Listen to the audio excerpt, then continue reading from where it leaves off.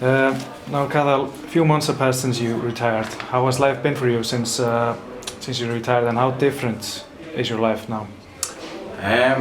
Life has been great. I'm doing lots of different things that I wasn't able to do when I was fighting.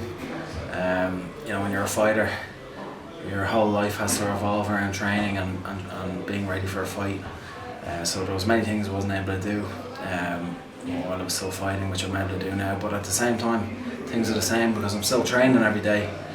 Maybe I'm not doing 2 or 3 sessions a day, maybe just 1, but I'm still training most days and still training with my team and helping all my friends out for the fights. I, for a long time, wanted to pursue acting a little bit, which I didn't have the time because I was always getting ready for fights. I fought in my first 15 months in the UFC. I fought I think 6 times. So I was just constantly getting ready for a fight, constantly dieting. I was a big welterweight, so I always had to be dieting. I always had to be making sure my weight was low, so I had little time to do anything else. And now I'm getting to pursue the acting. I've been looking to open up a restaurant for a long time. I now have that nearly ready to go. So it's been a great few months. Very busy, but I'm really enjoying it. Now, for folks who don't know, why did you decide to retire at such a young age? I just lost the hunger to compete. I still love training. I still love mixed martial arts. Like I said, I train every day still, but that constantly getting ready for a fight, it just began to feel like a job. And I never started MMA for it to be a job. It was always fun for me. So the fun kind of stopped, and I just decided that I didn't want to do that. It's not fighting is not a good thing to do just for money. It's never a good idea. So I decided the fun wasn't there anymore. So I decided it was time to stop. And I think it's always good in fighting to know when is a good time to stop. And I think that I stopped at a good time. Like I said, I'm very young. I'm only 28. So if that desire or hunger to compete again comes back, in the next year or two, I'm still ready to fight. I'm still young enough to get back into it, and I'm still training every day, so I'll be still ready to do it. But right now I've no interest. I'm really happy doing what I'm doing. I'm enjoying my training more than I ever have in the last 3 or 4 years. So I'm very happy with the way things are. What is the one thing you miss about competing and being a professional fighter? I suppose the one thing I would miss would be the excitement around fight week. That's the reason you fight. It's for the build up and then be able to get out there. But like I said, it was starting to not enjoy it as much as I went on. So I do miss it a little bit, but not that much. Now, you always seem to get a lot of hate on Reddit and such. Is that maybe the one thing you won't miss? Yeah, I don't get as much abuse on Twitter anymore, but that never really bothered me. I always kind of laughed at that stuff. But yeah, no, it's not. My Twitter isn't as busy with the hate these days. So. Well, fair enough. Now you're opening a restaurant in the coming weeks. How has that whole experience been for you? Yeah, it's been great. It's been a learning curve. I'm new to this. It's something I wanted to do for a long time, and it just so happened that I became friends with a guy who had a franchise, a chain of restaurants in Dublin, and it was healthy food. That's what I wanted to do. I wanted to open up my own healthy food place, and I just happened to meet this guy. We became good friends, and then I decided to open up one of their stores. So it's been a big help having someone that knows that business and knows how to do it. So I've been out to learn from him. I'm learning every day, and the first store is opening up now in about 8 weeks, and I'm hoping to open a few more within the next year, I suppose. Now, you spoke before that you always wanted to pursue acting. How has that been for you since you retired? Have you had any roles? Yeah, I've surprisingly had a lot of auditions, and I've been able to get a few roles, a couple of movies, and it's been great. It's something I wanted to do for a long time. While I was fighting, I had done a couple of roles, but I also had to turn down many roles because I just didn't have the time, or I had fights coming up. So now I'm able to give it a bit more time. I'm also doing more acting lessons, and and learning the craft, I suppose. So it's brilliant, and it's something I want to continue to do and see where I go with it. So that's your main focus now, business opportunities and Hollywood roles? That's it, yeah. Now you have a degree in forensic sciences, right? Yeah. Do you plan to use that sometime in the future? I'm not planning on using it unless I get a role in CSI. I won't be really using my forensics degree, I don't think.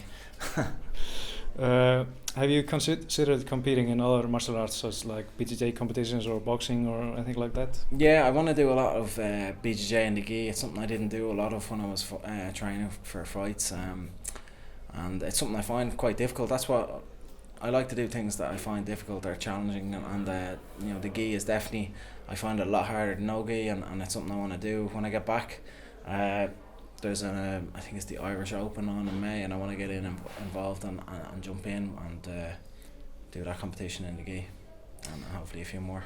Now, a tragic event occurred in Dublin a few days ago where a fighter died after fighting one of your teammates. What was your reaction when you heard the news, and have you had any contact with your teammate and know how he is dealing with all of this? Yeah, no, I obviously heard the news. I was over here in Iceland when it happened. Well, obviously it's very devastating to hear, and I really felt it felt very close to home for me. One, it happened in Ireland, and two, the guy was same age as me, 28. He was a welterweight. It seemed very close to home for me, so it really saddened me. A tragic event, and I really feel for him. I feel for his opponent, Charlie Ward, who I train with as well. Obviously can't be easy to deal with. I haven't been talking with him. I'm sure he has a lot of people around him, his family and the team at home. Comfort him in that it's not a situation you want to be in. As a fighter, you want to go out there and you want to win and compete, but you never really want to seriously hurt anyone.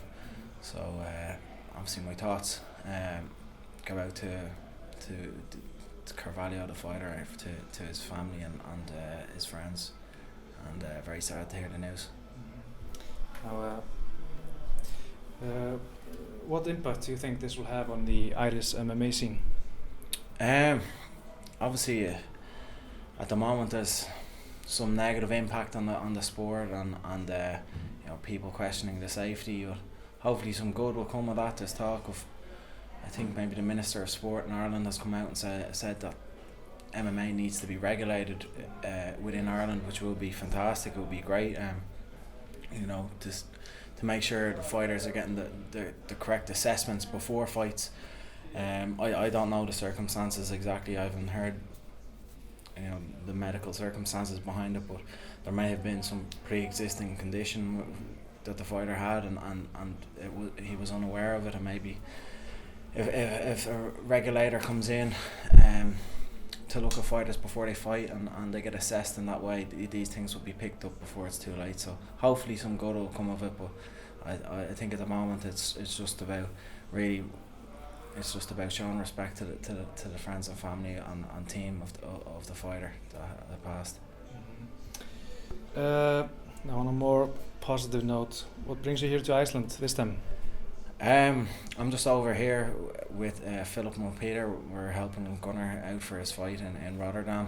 It was always great coming over to train with Gunnar.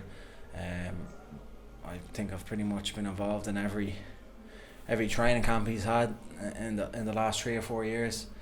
It's been a long time since I came out to Iceland, so it's great to have got back, and we've had a fantastic few weeks training, and Gunnar's looking incredibly fit.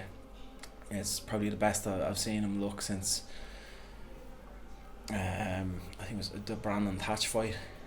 Gunnar had come over to Mexico before that.